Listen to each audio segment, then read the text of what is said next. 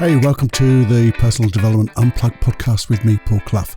This episode, it's all about finding an edge of what we know and going beyond it. Now, that seems quite difficult, doesn't it? But it's not. But the thing is, would it be important for you to understand and, more importantly than that, know how to deal with it when we plateau? When we plateau on the things that we're learning. Maybe we're really interested in something and then we plateau and it drops off. Things like going to the gym, getting fit. We get to a point and then we drop off. Weight loss, we get to a point, we plateau and then it stops. All these things can change quite easily. And in this episode, I'll teach you the why, the foundation, but I'll also the how. Teach you the how that we can use this with natural processes to actually use it as a springboard to success, a springboard to riches, and, well, live the life the way you want to. And I've also even put in here a little mini process, only a little one. Now, if that's important, have a listen after this.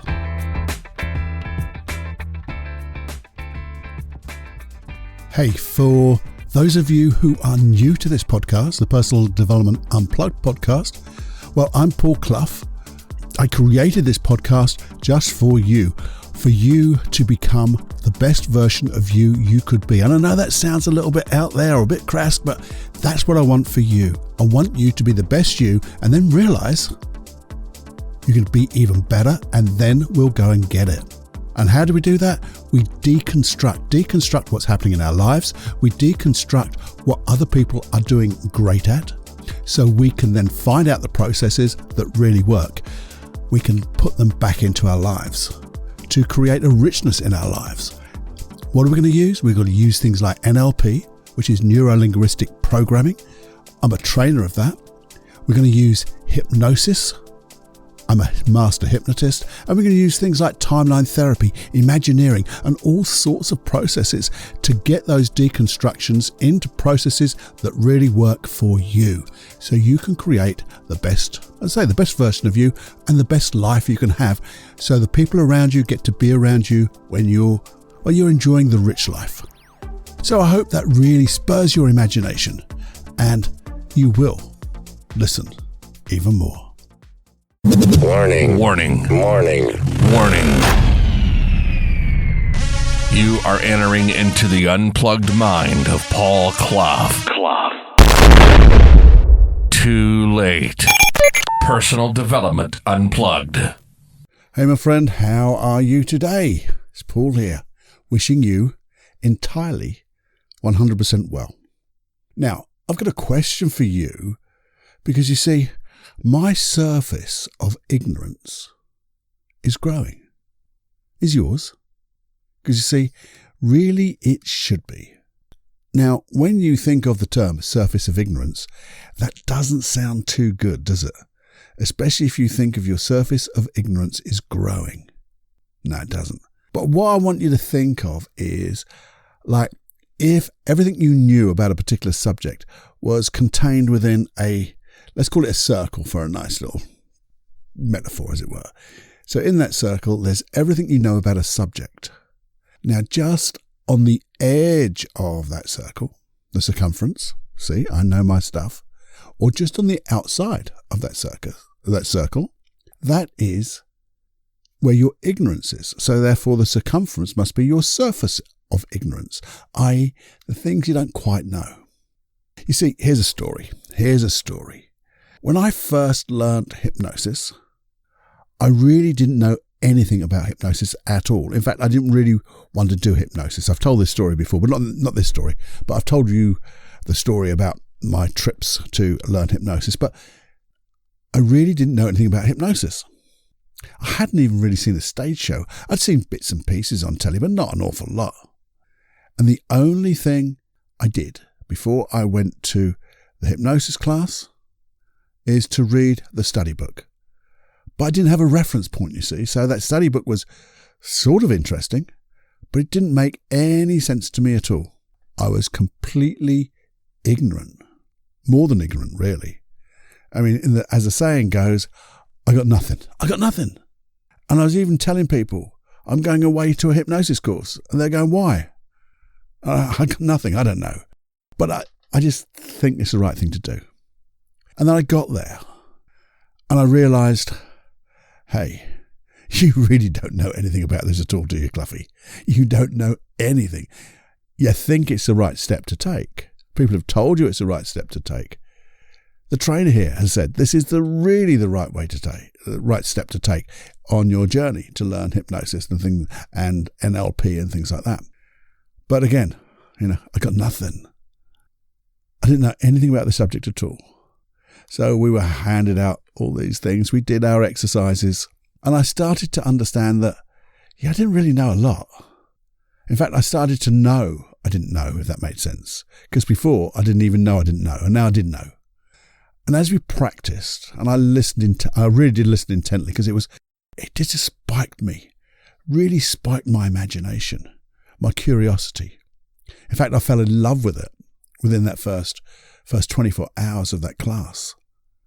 And that love affair, as I've talked about before, has lasted over 20 years, which is amazing. But at that particular time, we did the practices, I saw people, this guy, lovely guy, Wilf, doing demonstrations with hypnosis with each one, and even me. And it got clunky. I started to be able to do a little bit of it. And the more I practiced, the more I got a little bit better.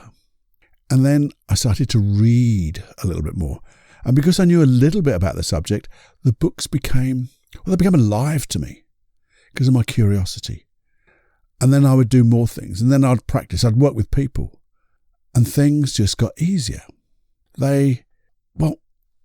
Some things were still clunky, but there was a few things that just, went into the flow. And I just got into it. And because of that, I got more excited, more curious, read more, practiced more. I was mad for it, as they say. I don't know if they say that in the US, but they say in my head, mad for it. And then I moved on to NLP. And it started all over again. But I did know a little bit about NLP because that's what got me into the hypnosis. But I realised when I got to the class that I really didn't know NLP. I got to understand I didn't know it. And then again, as we went through each weekend, because I did mine over weekends, over like a 9-month period, at one weekend a month. So it was really disjointed in some ways. Good that you practice in the middle, which meant when you came back, you got a little bit better.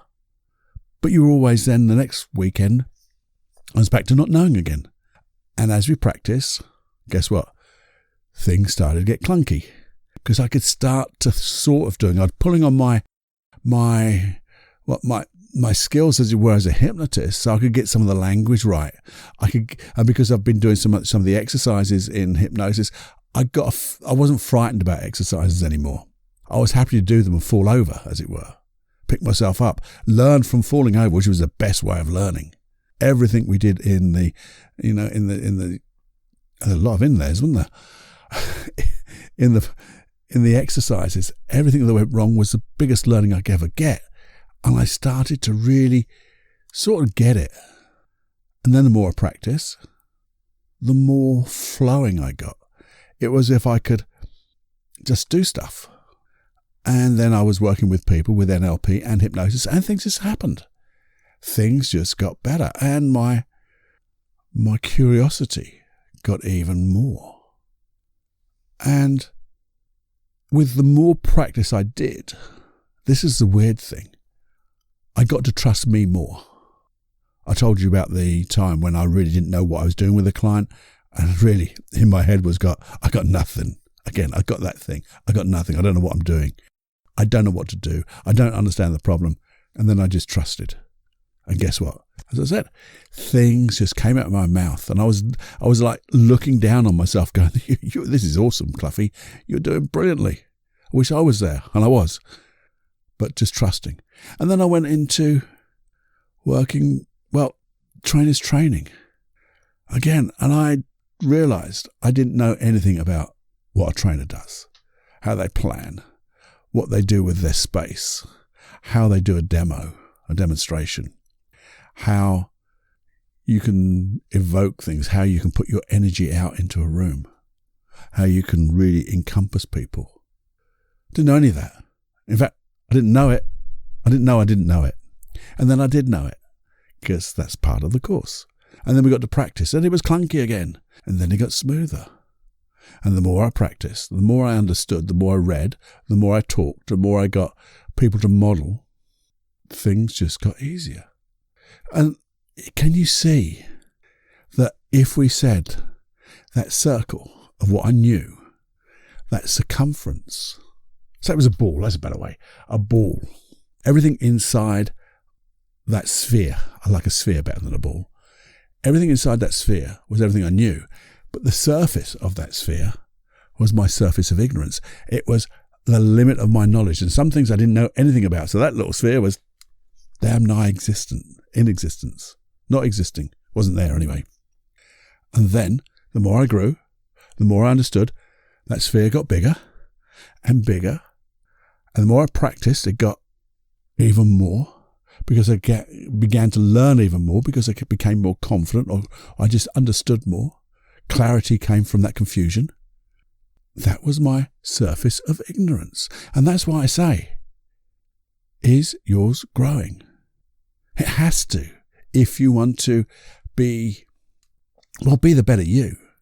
And if you want to improve in a particular subject, or any subject, or just improve in you.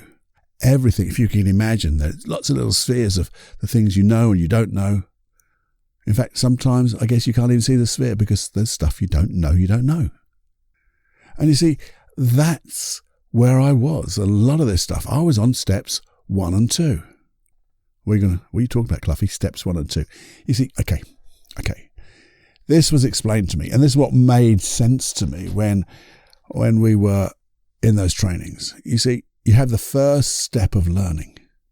And that first step of learning is unconscious incompetence. What? Unconscious incompetence. That sounds, again, a bit like that surface of ignorance. Doesn't sound good, does it? But basically it means you don't know. So there's something out there and you have no idea what, where and who it is. But then someone talks to you about it and you suddenly realize that you know nothing about it, but now you've got a label, or you've got a thing, a subject matter that you know nothing about. Like me, I didn't know anything about hypnosis, and then I got told about hypnosis. So yeah, now I know I don't know anything about hypnosis. And then I went through and I said, we practiced and got a little bit clunky. Well, that's the third step. So we've gone from unconscious incompetence to conscious incompetence. I may not have told you that step. Explained it, but didn't give it that title. So consciously incompetent. Consciously, I know I don't know. To consciously competent. Now, when you think of doing things consciously, isn't it clunky? It really is clunky. You imagine the metaphor and the example they always give is, trying to drive a car. Not the first time, because you didn't know how to drive a car. There's that unconscious incompetent. Someone tells you about it, starts to take lessons. You become consciously incompetent. Now you know you didn't know anything about it. And then you practice and things get clunky. So you have to look here, do this, then that. Each one is like a step in its own right, and they don't overlap. And then the magic happens. Those steps become unconscious. So it becomes unconscious competence. It just happens. It flows. You don't think about what you're doing. You just do it. Like when you turn on a computer, you just know what's going to happen. You start typing, you just know what's going to happen. Whatever you're doing, when you are in that flow state, you're in total unconscious competence. And then what we do is to grow that surface of ignorance.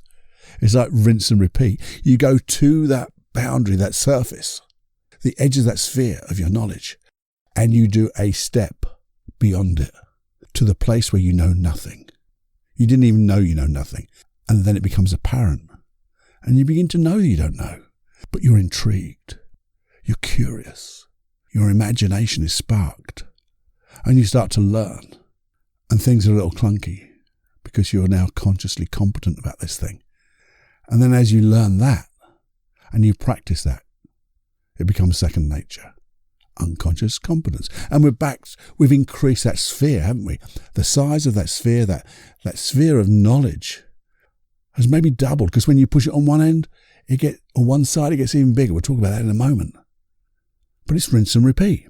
Because if you're not rinsing and repeating, that surface of ignorance isn't growing. And normally what happens if it isn't growing, what does it do?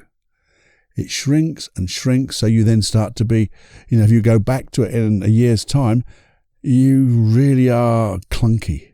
And if you left it after that, you tend to forget it and disappears. So I want you to ask yourself a question. Where are you on the things that you know and want to learn, improve, self-develop? Maybe it's your career. Maybe it's your relationship or relationships. Maybe it's something you want to learn, something new. You fill in the blank. Where are you on each one of those?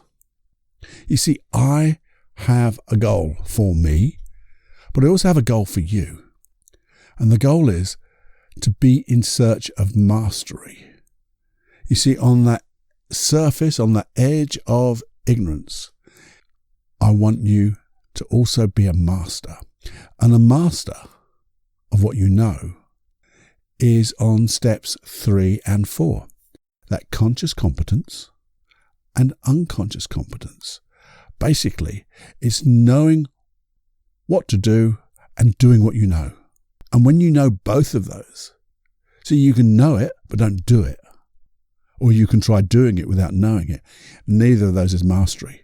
But when you know what to do and you start doing what you know, and it just goes so well. So if someone said to you, what did you do? You could actually go backwards.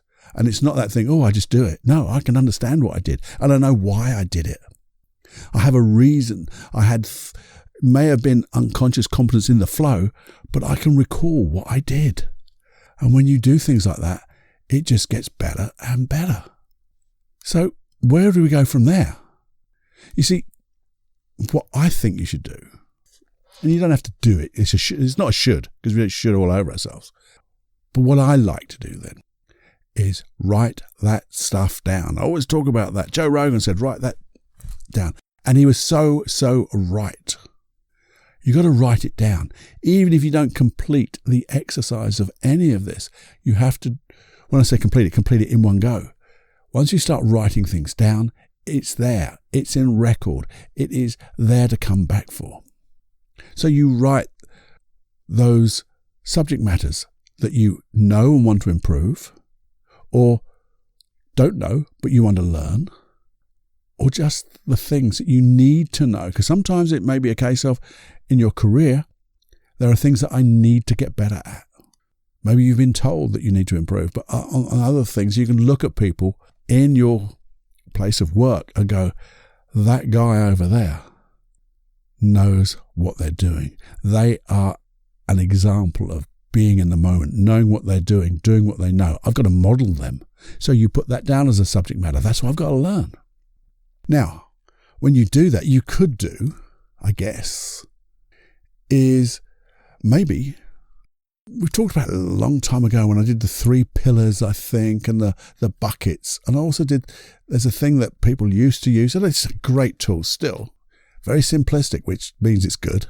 It's the wheel of life. And we used to do, like a circle, draw lines across it into segments, so that circle is broken into nice little slices. And in each segment, you'd write an area of your life. And 100 is like on the edge of the circle, that surface of ignorance. And in the middle is 0. So you got 0 to 100. And you would mark off where you are in maybe your health, or your career, or relationship, or your spirituality, those type of things. So you'd get to see which part of your life is probably working really well and which parts aren't quite so good. And if you imagine it to be a wheel, boom, boom, boom, it would be pretty clunky. So you'd have to work on the things which were the lower ones to make it a smoother ride in life. Great metaphor, and it works. But then I thought to myself, what would happen if you did that, but just on the things that you want to learn, what you know, where are you? And so for each subject, you could actually go along and say, well, how much do I know? Well, maybe I don't know very little. I learned very little. So maybe just you'd shade in 10% of that tiny little segment. And then you go, who do I know? Maybe we do one segment or one circle for that subject. Who do I know? Do I know people to model? And you'd mark off, I know lots of people. So I know a lot of people to model, but I don't know their skills yet. So you know now to look at the models, then you can do the work. But if you haven't got the models, you know you've got to look for models to improve. Or maybe you've got to find teachers. Maybe you've got to find books. Maybe one segment might be, do I know where to find knowledge? I know 100% of everything. Well, maybe don't, but you say 80%. I'm pretty good at that. But on the other hand, it gives you an area then where you need to look, where you need to be working, where your surface of ignorance is. And really we should be saying, my surface of ignorance is at 100, so I can go beyond it. But if we don't know enough of that subject itself, we can't go beyond the surface, can we? So we need to really push ourselves to that 100. Now, the thing about this is we have to be really honest. We've talked about it before. You can fool people all of the time, and some people can fool you all the time. That wasn't the saying, is it? But you can't fool yourself. And what would be the point of fooling yourself of how much you know? Because you want to get the best out of you. And I know you'll be honest then. But just say to yourself, set your state. I just want to have an honest thought. That's the intention, Paul. I'm going to be honest, nice feeling. And the intention is to just write down what I want, what I really know. And then when you look at that circle and you notice you maybe shaded in or coloured in and you see it's a bit clunky and things like that, you might wonder to yourself, why is that? What do you mean, Cluffy? Well, here's the thing. What would have happened if you drew that, say, 6 months ago? Would it be the same? What would the improvements have been? If you were to review what you know about that thing or that skill that you wanted to improve upon, what has been the rise in your expertise, as it were, in your skill level? And if it hasn't gone up very much, you have to think to yourself, I wonder why that is. Now, I think the why is because you don't know your why. And it could well be that actually that subject is not that important to you. And you can just spend time thinking about that. I wonder, what is it about that subject? Is it something that I should be doing?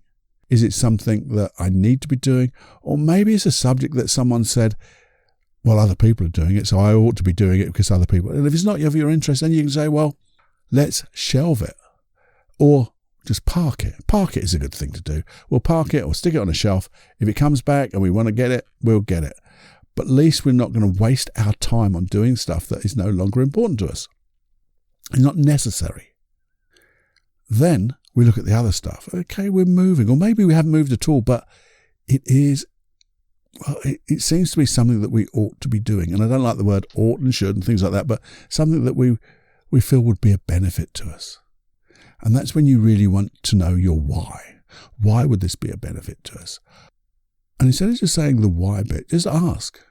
Ask yourself. And again, write it down. Why is this important to me? What is important about this to me?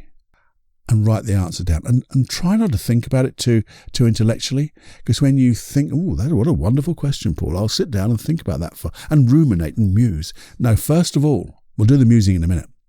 But first of all, I want you to ask that question. What's important to me about this subject? Oh, it's this. And what else is important? Oh, it's this. And what else is important? And that. And you do it so quickly. Basically, your conscious mind has to get out of the way. Because when it's out of the way, you're getting the unconscious values. Not what, because the conscious mind will actually go, it's pretty important because other people say it's important. No, we want your own individual, personal, deep down unconscious values. And then look at them and say, why are they important to me? And do the same thing. So you're going to get like a second remove, maybe a third remove. Why is that important to me? What does it mean to me? What will it get me? And what it gets me, is that something important to me? Is it something of value? You could also look to say, is it something I believe in? What belief do I have about this subject? And what belief do I have about me? regarding this subject. Because there'll be sometimes you'll be thinking, I don't learn, I can't learn. Yet you'll look at another subject and go, well, I'm learning and I can do anything in that subject. So you've got those conflicts going on. But you just need to know, maybe there's a belief there, so I just can't learn this subject. And then you can start to work on that belief, because if that subject is important to you, maybe that belief is trying to get you to slow down. Say, well, I can't, or maybe just to stop embarrassment or feeling of guilt. Well, we don't need that, because they're all negative emotions. They're not supporting you. Not anymore anyway. They're in conflict with what it really means to you. Because if it's really important to you, and you understand what would it be like if you got those things that are important to you, and if you got them, what type of belief would you have about yourself then? And how would that belief change the rest of the things in other areas of your life and the things that you do and the goals that you have? And when you start to get those counterexamples and those real values, then that belief has got to change, isn't it? Or you can work on it.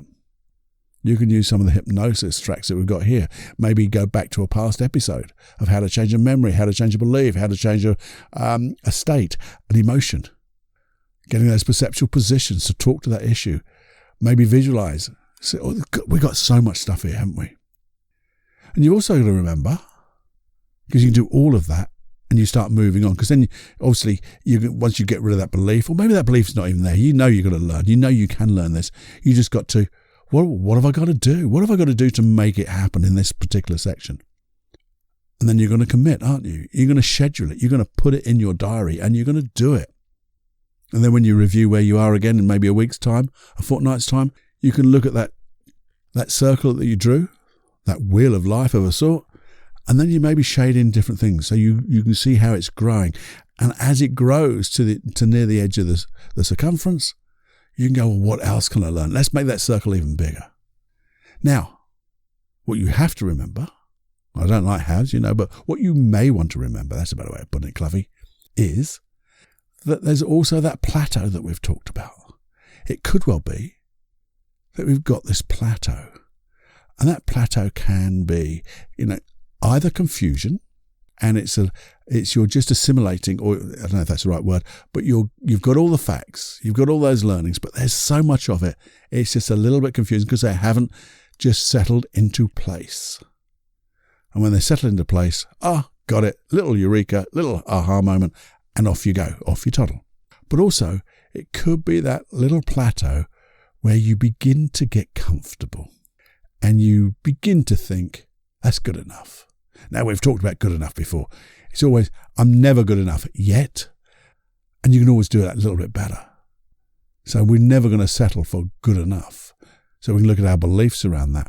But once you understand that, maybe this is my plateau. This is where I've got a little bit too comfortable. I'm not pushing and enforcing that surface of ignorance. Then you go back to your values you've written down. And then you go, of course, I get that feeling now, that feeling of what it really means to me. Boom, that plateau disappears. And then you use it as a springboard. So you can look forward to those plateaus. Because it's just I just feel it's just a settling process. Just a minute. Let's just think. Got it. Now I need it. I've got my values again. I know I'm going to do stuff. Now, let's plan. What do I need to do? I now know the goal. And what does that goal feel like when it would be finished? When I know I've got that thing, the very last step to tell me that I've reached that surface of ignorance. What would it feel like when I got to that part? And with that feeling, the feeling of the wish fulfilled, then you would plan your baby steps, holding on to that feeling. If this step holds onto that feeling, I know it's the right step. If that feeling goes, it means we've gone too far. And maybe that old plateau type thing. And that's sometimes where it comes into, where we've just gone too far. So you just imagine, visualize, that imagineering that we do, being there. Get into the feeling. Get the feeling of your why. That's all you have to do. So let's just think about that now for a moment. Maybe we could do it. Let's just think about that. If you were to just think now, something that you really have an interest in and you want to improve upon it. Maybe you've got that plateau, But just for a moment, just think and bring that subject to mind, the thing that you want to improve upon, the thing you want to learn, the thing you want to excel at. You want to excel at it, don't you? And if you were to float, now, just a moment before we float, just make sure you know these things. I'm a therapist, not your therapist. We will say that. But also, if you have machinery, farm machinery, horses to look after, whatever, I don't know what I'm talking about there. But if you have anything that needs your attention, you can just listen and don't do it. But if you're okay, just bring to mind that thing you want to improve upon.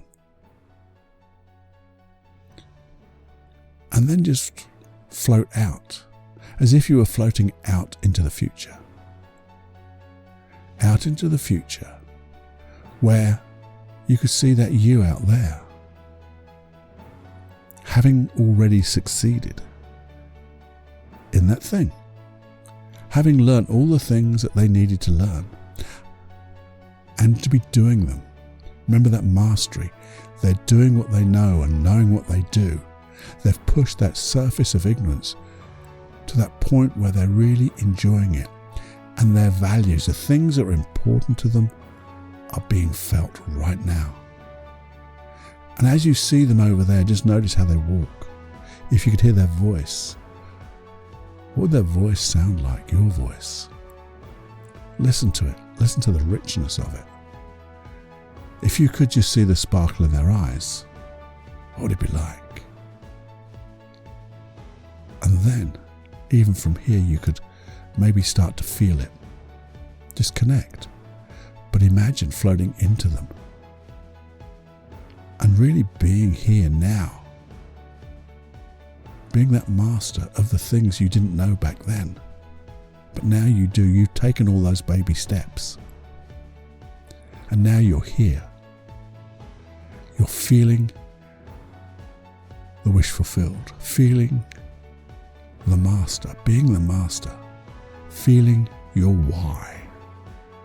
And from here, you can begin to notice, as if you were to look out to the future even more,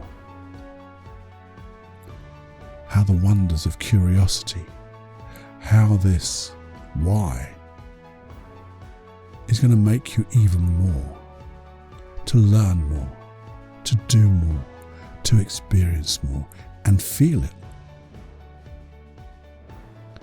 And as you feel it, hold on to that feeling coming all the way back to you.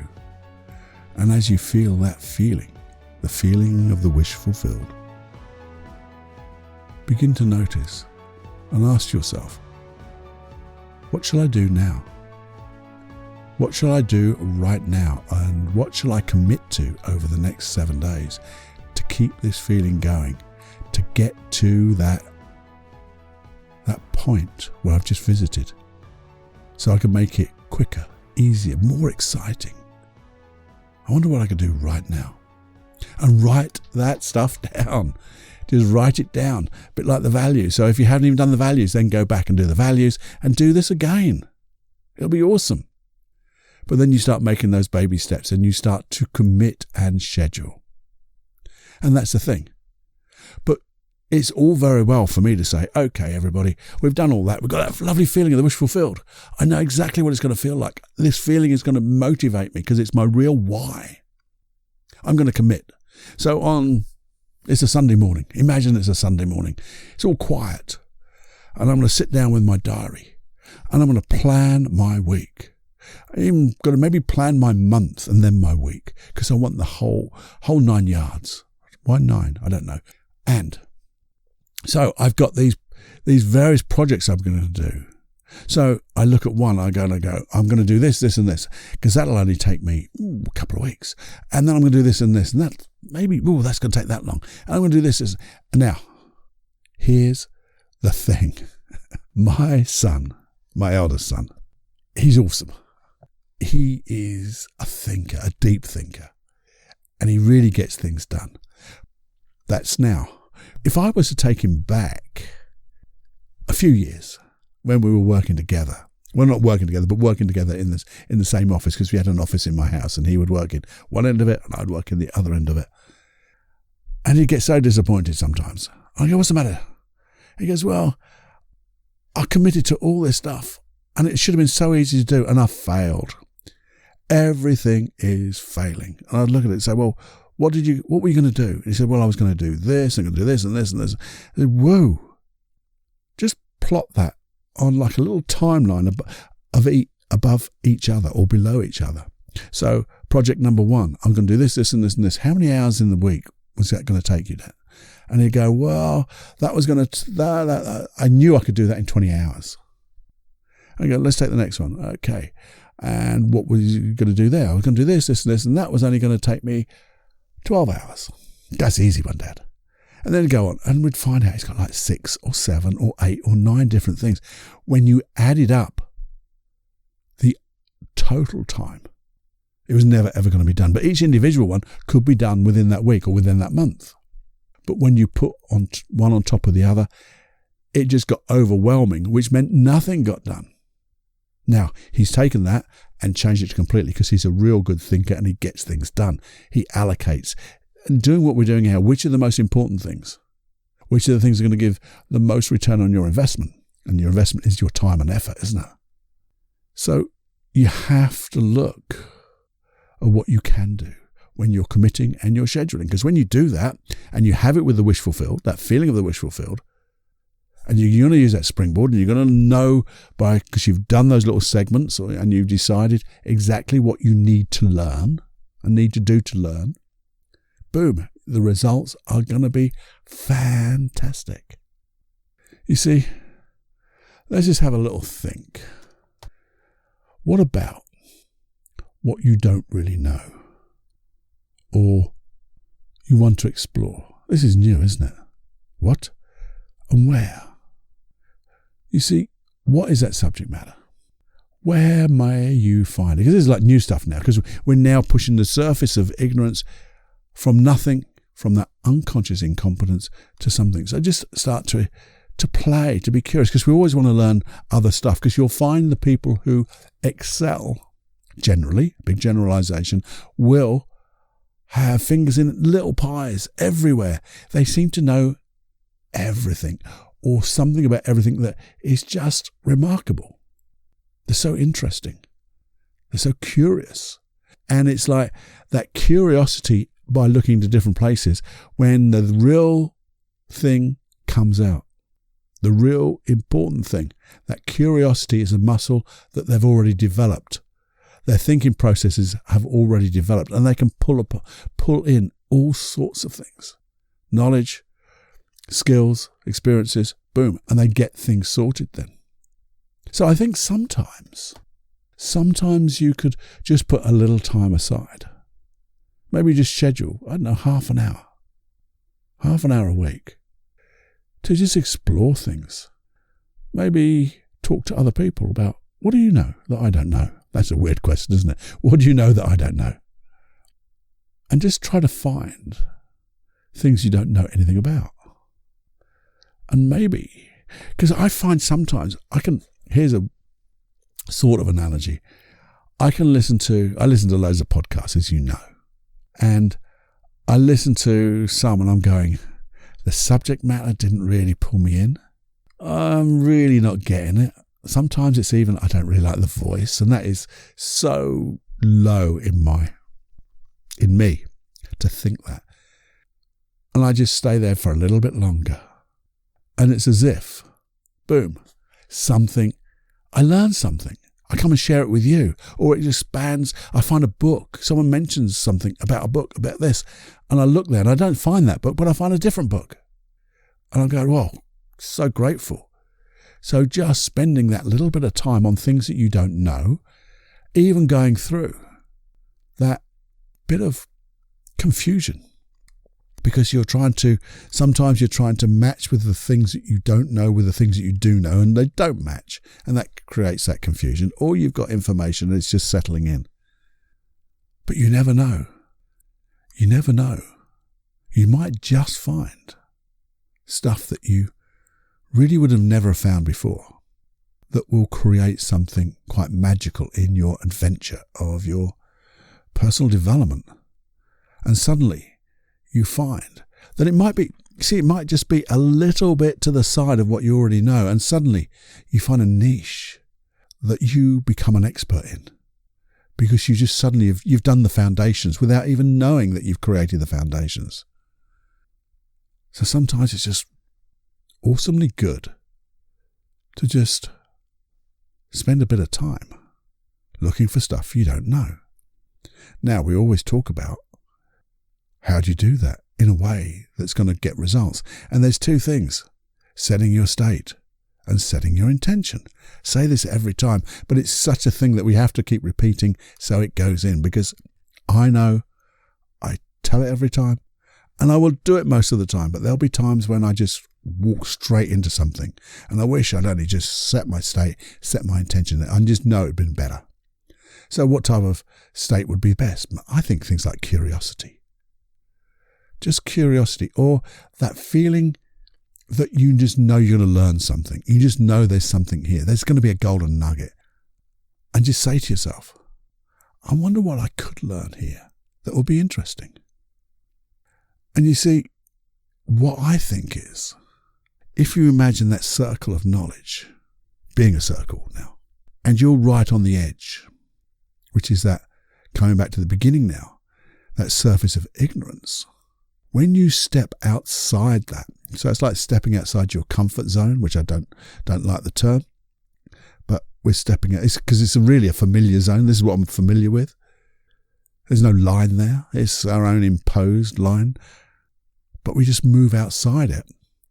It's as if that circle gets bigger completely, so the whole radius grows, so the whole circle grows by the amount that you've moved beyond that circumference, as it were.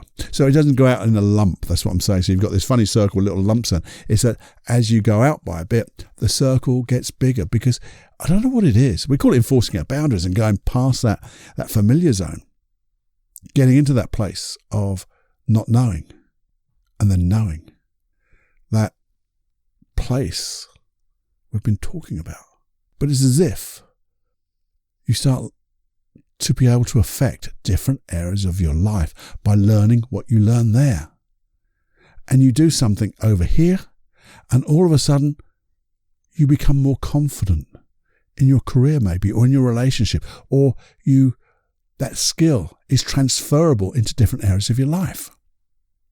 And you see, when you do that, and you do it more often, you tend to get that feeling, this is going to make a difference to me. I'm going to learn that. I'm going to learn that there's something everywhere that I don't know, everywhere that I'm going to learn a bit more of. Did that make sense? That did make sense, didn't it? But what I mean is, you're going into that void, and this is the thing, you're going into that void of pure potentiality when we get into that real stuff. Everything beyond what you know is all the stuff that you can know.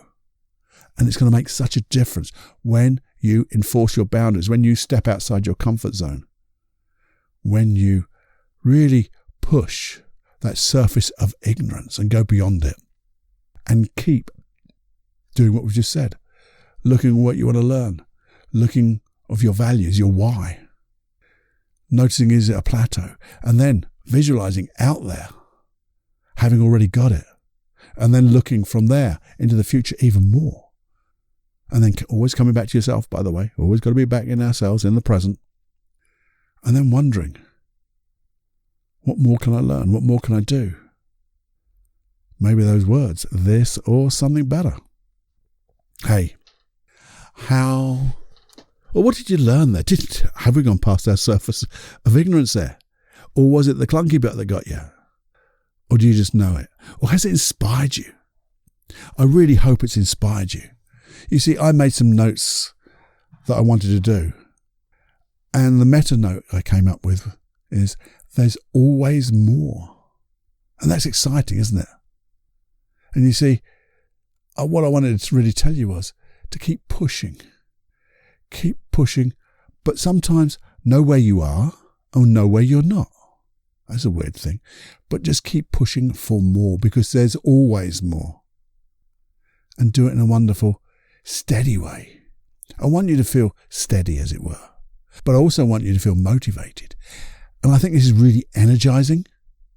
and the things it allows you to do with that affecting different areas of your life. You never know how far the ripples of change will go. But I just wanted you to know so you don't give up.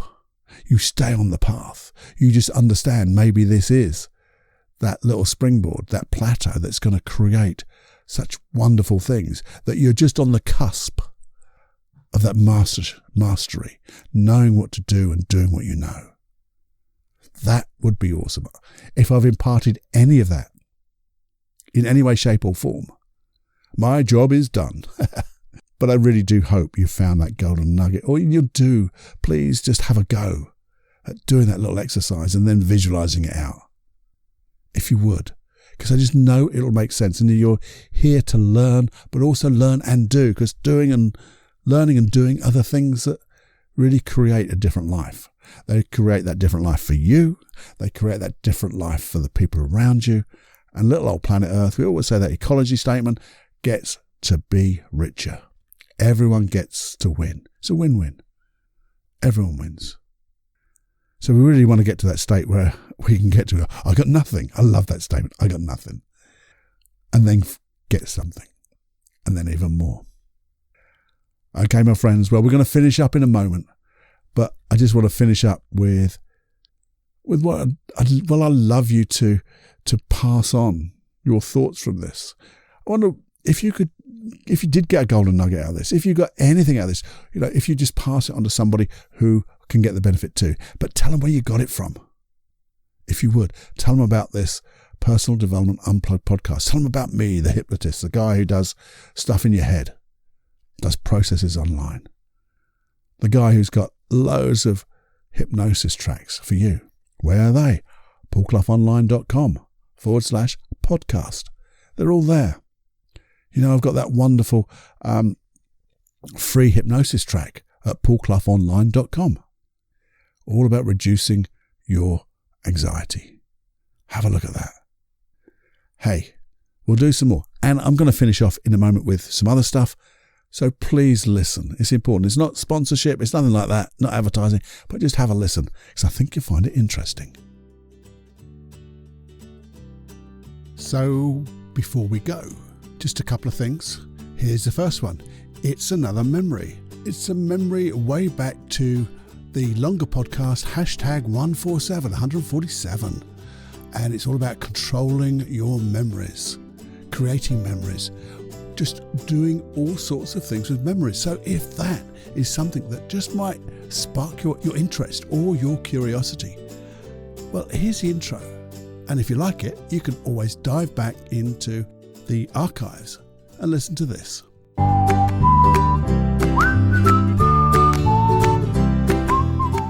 Here's your heads up to this longer podcast. It is quite a long podcast.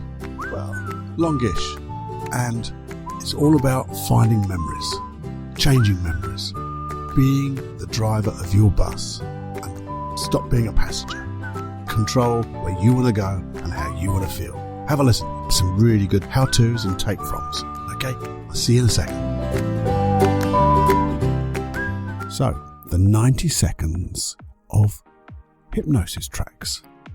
Why have I put hypnosis tracks on a separate website?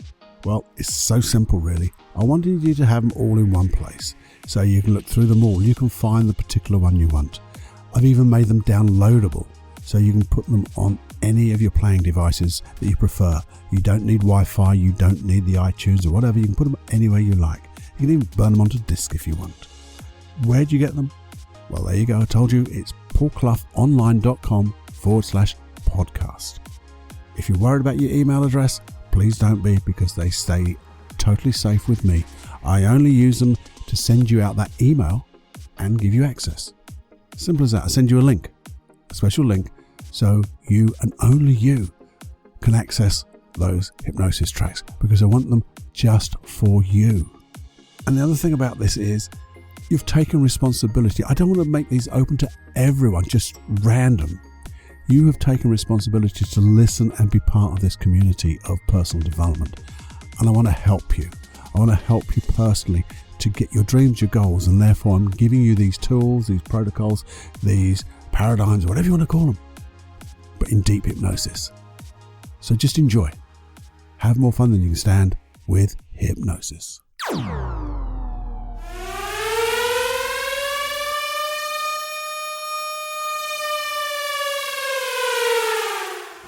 Warning, you are now leaving the unplugged mind of Paul Clough. It's time to fly on your own. Be brave, my friend.